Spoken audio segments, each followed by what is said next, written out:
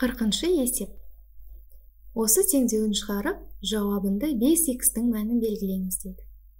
Бұл теңдеуді шығару үшін жазып алайық. 3х азайтылған 2 минус 2, 6 минус 3х тең минус 7 қосылған 4, жақшаның ішінде 6х минус 3. Бұл теңдеуді шешу үшін бірінші жақшаларды ашып алайық. 3х минус 6 минус 2-ні 6-ға көбейтеміз 12, 2-ні 3х-қа көбейтеміз 6х, екеуінің таңбасы минус, ол бізге плюсті береді. Плюс 6х тең минус 7 плюс 24х минус 12. Енді белгісіздерін бір жаққа, белгілерін бір жаққа жинақтайық. 3х плюс 6х 9х.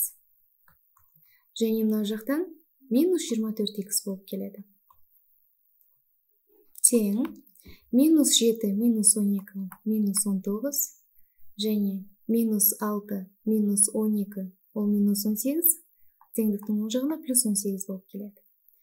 Енді қарайық, х-тардың минус 24 пен 9-дың таңбалары әртүрлі, демек үлкеннен кішісін азайтып, үлкеннің таңбасын қоямыз. 24-тен 9-ды азайтсақ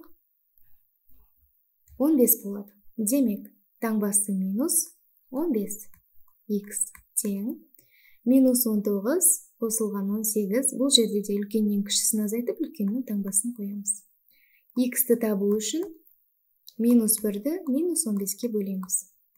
Сонда х тең 15-тен 1 болады. Ал бізге жауабында 5х-тің мәнін белгілеңіз дейді. Ендеше осыны 5-ке көбейтеміз. 5х табу үшін 5-ке көбейтеміз 15-тен 1-ді. Бұл жерде 5 пен 15 қысқарады, бөлімінде 3, алымында 1, сонда 3-тен 1 шығады. Демек, нұсқалардың ішіндегі дұрысы Б нұсқасы.